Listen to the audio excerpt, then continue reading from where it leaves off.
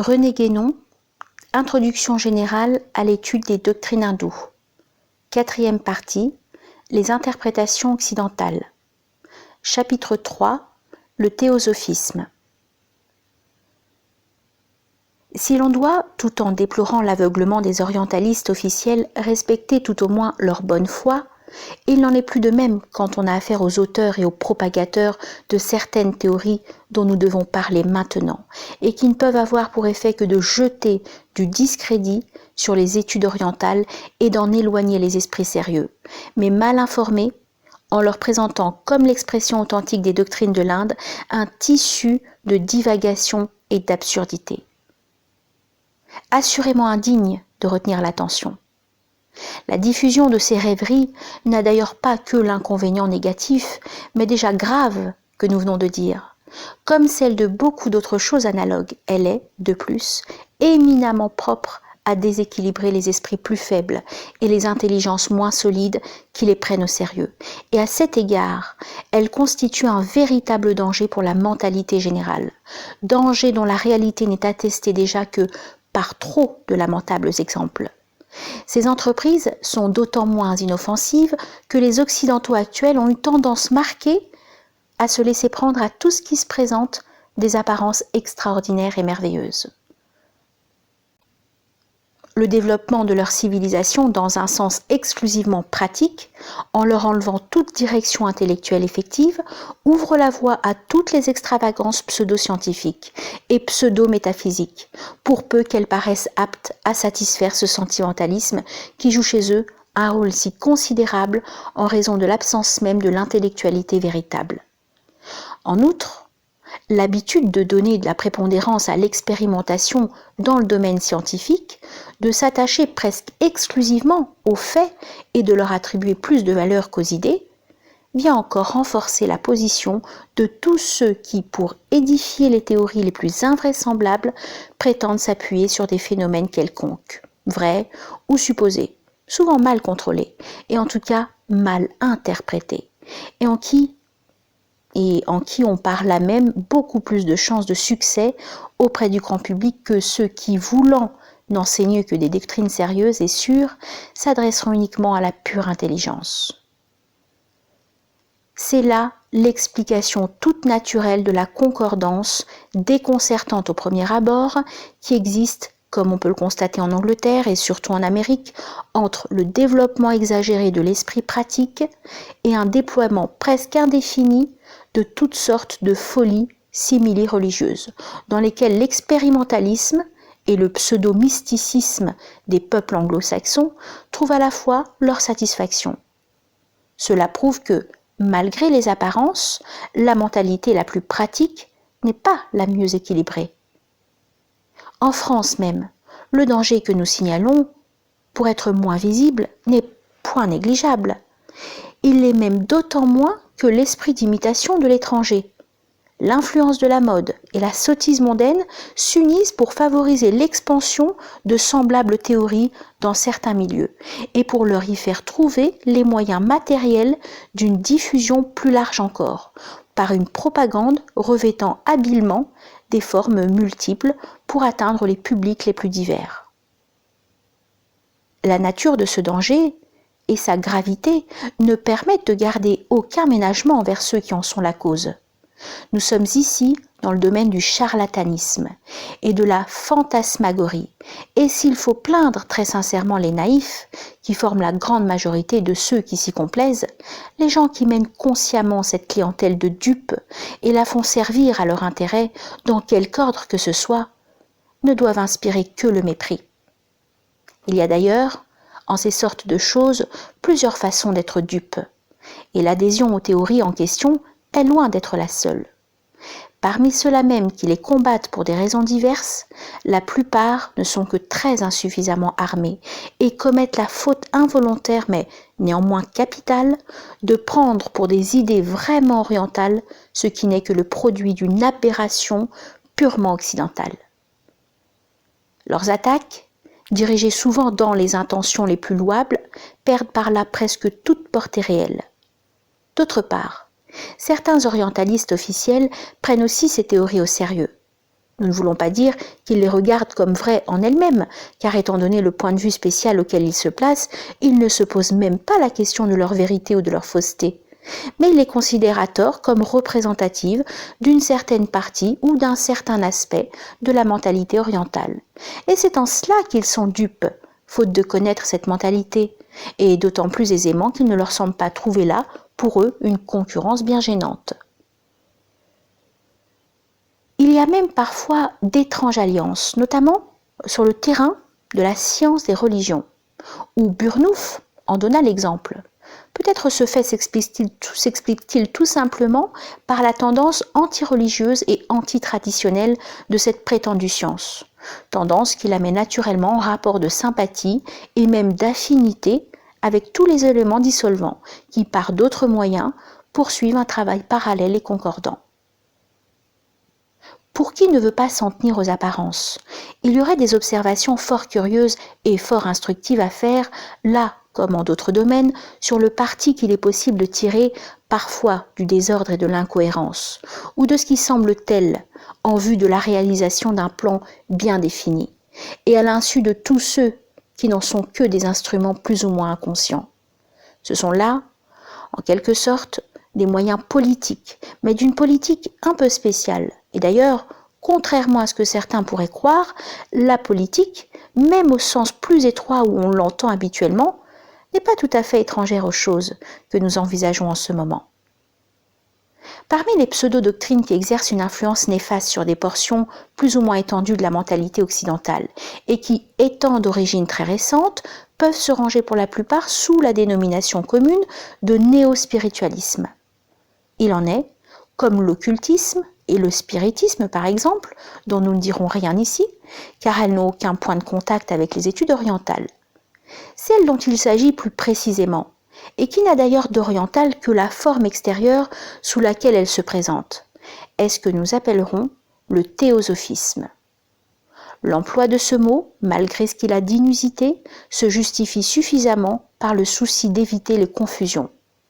Il n'est pas possible, en effet, de se servir dans ce cas du mot de théosophie qui existe depuis fort longtemps pour désigner parmi les spéculations occidentales quelque chose de tout autre et de beaucoup plus respectable,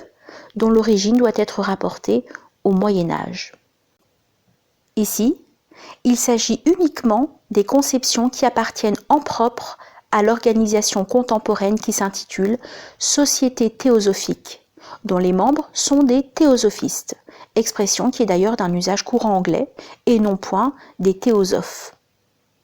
Nous ne pouvons ni ne voulons faire ici, même sommairement, l'historique, pourtant intéressant à certains égards, de cette société théosophique, dont la fondatrice sut mettre en œuvre, grâce à l'influence singulière qu'elle exerçait sur son entourage, les connaissances assez variées qu'elle possédait, et qui font totalement défaut à ses successeurs. Sa prétendue doctrine, formée d'éléments empruntés aux sources les plus diverses, souvent de valeur douteuse, et rassemblée en un syncrétisme confus et peu cohérent, se présenta d'abord sous la forme d'un bouddhisme ésotérique, qui, comme nous l'avons déjà indiqué, est purement imaginaire. Elle a abouti à un soi-disant christianisme ésotérique, qui n'est pas moins fantaisiste. Née en Amérique, cette organisation, tout en se donnant comme internationale, est devenue purement anglaise par sa direction, à l'exception de quelques branches dissidentes d'assez faible importance.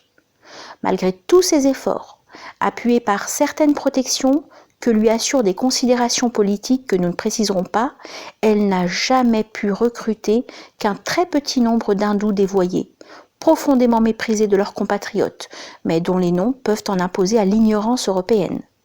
D'ailleurs, on croit assez généralement dans l'Inde que ce n'est là qu'une secte protestante d'un genre un peu particulier. Assimilation que semble justifier à la fois son personnel, ses procédés de propagande et ses tendances moralistes, sans parler de son hostilité, tantôt sournoise et tantôt violente, contre toutes les institutions traditionnelles. Sous le rapport des productions intellectuelles, on a vu paraître surtout, depuis les indigestes compilations du début, une foule de récits fantastiques, dus à la clairvoyance spéciale qui s'obtient, paraît-il, par le développement des pouvoirs latents de l'organisme humain. Il y a eu aussi quelques traductions assez ridicules de textes sanscrits, accompagnés de commentaires et d'interprétations plus ridicules encore, et que l'on n'ose pas étaler trop publiquement dans l'Inde, où l'on répand de préférence les ouvrages qui dénaturent la doctrine chrétienne sous prétexte d'en exposer le prétendu sens caché. Un secret comme celui-là, s'il existait vraiment dans le christianisme, ne s'expliquerait guère et n'aurait aucune raison d'être valable, car il va sans dire que ce serait perdre sa peine que de chercher de profonds mystères dans toutes ces élucubrations théosophistes. Ce qui caractérise à première vue le théosophisme, c'est l'emploi d'une terminologie sanscrite assez compliquée, dont les mots sont souvent pris dans un sens très différent de celui qu'ils ont en réalité, ce qui n'a rien d'étonnant, dès lors qu'ils ne servent qu'à recouvrir des conceptions essentiellement occidentales, et aussi éloignées que possible des idées hindoues. Ainsi, pour donner un exemple, le mot karma, qui signifie action, comme nous l'avons déjà dit, est employé constamment dans le sens de causalité, ce qui est plus qu'une inexactitude. Mais ce qui est plus grave, c'est que cette causalité est conçue d'une façon toute spéciale et que par une fausse interprétation de la théorie de Yapurva, que nous avons exposée à propos de la Mimamsa, on arrive à la travestir en une sanction morale. Nous nous sommes très suffisamment expliqués sur ce sujet pour qu'on se rende compte de toute la confusion de points de vue que suppose cette déformation. Et encore, en la réduisant à l'essentiel, nous laissons de côté toutes les absurdités accessoires dont elle est entourée. Quoi qu'il en soit, elle montre combien le théosophisme est pénétré de cette sentimentalité qui est spéciale aux Occidentaux. Et d'ailleurs, pour voir jusqu'où il pousse le moralisme et le pseudo-mysticisme, il n'y a qu'à ouvrir l'un des quelconques ouvrages où ces conceptions sont exprimées. Et même quand on examine des ouvrages de plus en plus récents, on s'aperçoit que ces tendances vont en s'accentuant encore. Peut-être parce que les chefs de l'organisation ont une mentalité toujours plus médiocre, mais peut-être aussi parce que cette orientation est vraiment celle qui répond le mieux au but qu'ils se proposent. La seule raison d'être de la terminologie sanscrite dans le théosophisme, c'est de donner à ce qui lui tient lieu de doctrine, car nous ne pouvons consentir à appeler cela une doctrine, une apparence propre à faire illusion aux Occidentaux et à séduire certains d'entre eux, qui aiment l'exotisme dans la forme, mais qui, pour le fond, sont très heureux de retrouver là des conceptions et des aspirations conformes aux leurs, et qui seraient fort incapables de comprendre quoi que ce soit à des doctrines authentiquement orientales. Cet état d'esprit, fréquent chez ce qu'on appelle les gens du monde, est assez comparable à celui des philosophes qui éprouvent le besoin d'employer des mots extraordinaires et prétentieux pour exprimer des idées qui, en somme, ne diffèrent pas très profondément de celles du vulgaire. Le théosophisme attache une importance considérable à l'idée d'évolution, ce qui est très occidental et très moderne. Et comme la plupart des branches du spiritisme, auquel il est quelque peu lié par ses origines, il associe cette idée à celle de réincarnation. Cette dernière conception semble avoir pris naissance chez certains rêveurs socialistes de la première moitié du XIXe siècle, pour qui elle était destinée à expliquer l'inégalité des conditions sociales, particulièrement choquantes à leurs yeux, bien qu'elle soit toute naturelle au fond, et que pour qui comprend le principe de l'institution des castes, fondée sur la différence des natures individuelles, la question ne se pose pas. Du reste, les théories de ce genre, comme celle de l'évolutionnisme, n'expliquent rien véritablement, et tout en reculant la difficulté, même indéfiniment si l'on veut, la laisse finalement subsister tout entière, si difficulté il y a. Et s'il n'y en a pas, elles sont parfaitement inutiles. Pour ce qui est de la prétention de faire remonter la conception réincarnationniste à l'Antiquité, elle ne repose sur rien, si ce n'est sur l'incompréhension de quelques expressions symboliques d'où est née une grossière interprétation de la métempsychose pythagoricienne, dans le sens d'une sorte de transformisme psychique. C'est de la même façon qu'on a pu prendre pour des vies terrestres successives, ce qui, non seulement dans les doctrines hindoues, mais dans le bouddhisme même, est une série indéfinie de changements d'état d'un être. Chaque état ayant ses conditions caractéristiques propres, différentes de celles des autres, et constituant pour l'être un cycle d'existence qu'il ne peut parcourir qu'une seule fois. Et l'existence terrestre, ou même plus généralement corporelle, ne représentant qu'un état particulier parmi une indéfinité d'autres. La vraie théorie des états multiples de l'être est de la plus haute importance au point de vue métaphysique. Nous ne pouvons la développer ici, mais il nous est arrivé forcément d'y faire quelques allusions,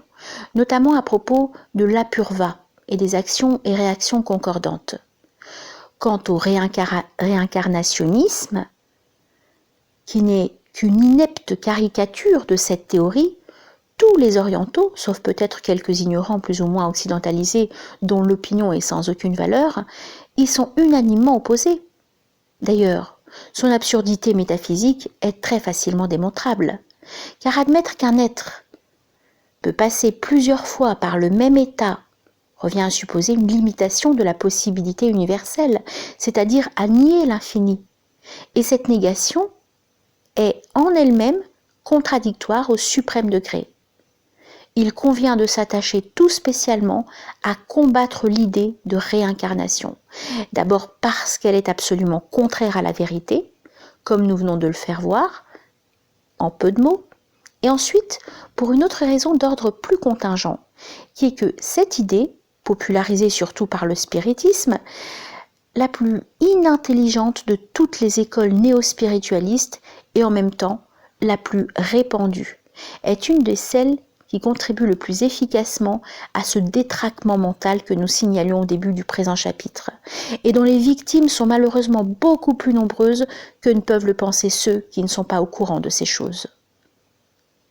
Nous ne pouvons naturellement insister ici sur ce point de vue, mais d'un autre côté, il faut encore ajouter que tandis que les spirites s'efforcent de démontrer la prétendue réincarnation, de même que l'immortalité de l'âme, scientifiquement, c'est-à-dire par la voie expérimentale, qui est bien incapable de donner le moindre résultat à cet égard, la plupart des théosophistes semblent y voir une sorte de dogme ou d'article de foi qu'il faut admettre pour des motifs d'ordre sentimental, mais sans qu'il y ait lieu de chercher à en donner aucune preuve rationnelle ou sensible. Cela montre très nettement qu'il s'agit là de constituer une pseudo-religion, en concurrence avec les religions véritables de l'Occident, et surtout avec le catholicisme, car pour ce qui est du protestantisme, il s'accommode fort bien de la multiplicité des sectes, qu'il engendre même spontanément par l'effet de son absence de principes doctrinaux. Cette pseudo-religion théosophiste a essayé de se donner une forme définie en prenant pour point central l'annonce de la venue imminente d'un grand instructeur présenté par ses prophètes comme le Messie futur et comme une réincarnation du Christ. Parmi les transformations diverses du théosophisme, celle-là, qui éclaire singulièrement sa conception du christianisme ésotérique, est la dernière en date, du moins jusqu'à ce jour, mais elle n'est pas la moins significative.